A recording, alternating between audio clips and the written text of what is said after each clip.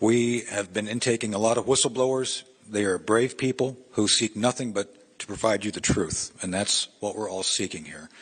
So again, I'm grateful to Attorney General Klein for the benefit and privilege of doing this, and I think that's what we're all trying to do here today, is get to the truth. I'm going to outline some of the issues which makes Jesse's story so peculiar and so troubling regarding what we now know to be fact. Jesse's one of those unsung, invisible heroes who works in the dead of the night that makes our lives better.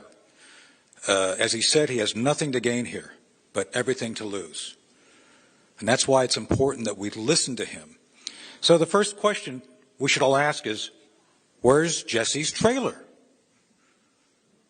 Where is it? Where'd it go? What was the route it took after it left?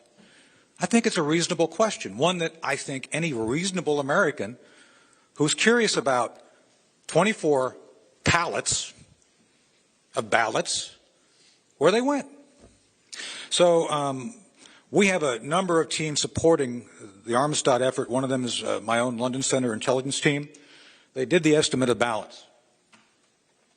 So just so you all understand what we're talking about, depending on the density, depending on the trays, and again, this leads back to Greg's story, seeing these ballots showing up in the counting rooms in the middle of the night. That's the pointy end of the spear. We trace it back through all the different machinations to Jesse, to his mass transportation of these things. And I can tell you, other investigations that are now ongoing with our field elements are developing the next set of leads. It doesn't stop at Bethpage. It only begins there.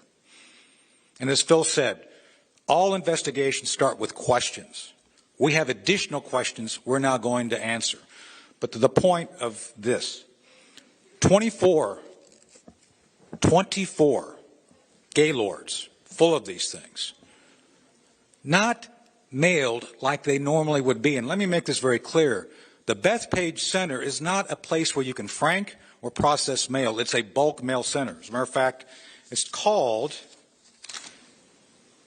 a process and distribution center. That means big boxes and big things go through. You don't take in envelopes. You don't take in little pieces of mail and put them into big bundles. These things were bundled. They were on trays. They were processed. They were curated, if you will. These were ready to be counted. That's what makes this so important. So depending on the density of these things, it could be 144 to over to 250,000 ballots. Let me tell you a little secret. Part of our developing investigation indicates that Jesse wasn't alone. There was a number, as in like a bunch of different trucks, which engaged in this.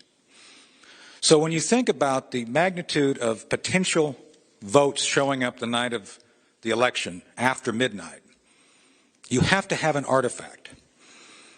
So if you eliminate the impossible, with all things being equal, whatever remains must be the truth.